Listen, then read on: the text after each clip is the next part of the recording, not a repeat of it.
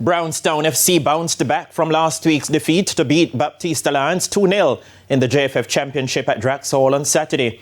It didn't take Brownstown long to make their mark as Ronaldo Brown broke the deadlock in the 17th minute for the lead.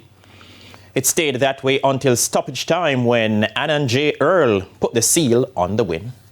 Today was a better game than last week. I think we played more football in this one. We were a little bit rushed in the first game, but we were able to put down the ball and move it around and got some chances. Our tackle line was very poor today. Bad decision making, not getting coordinated. We had too much quarreling on the pitch. There were certain players, senior players, who were very quarrelsome today.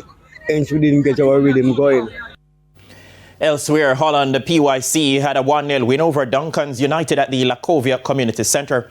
Andre Eneva scored the winner in the 60th minute of play. It's unfortunate that we had to start off with only 12 players, but I think the players stood up to the task and they followed instruction. I think this year is a different year for us, so we just continue to work as hard as possible. As you can see, in the first half we created several opportunities, failed to capitalize on them, and in the second half, one mistake, defender slip, and that's it.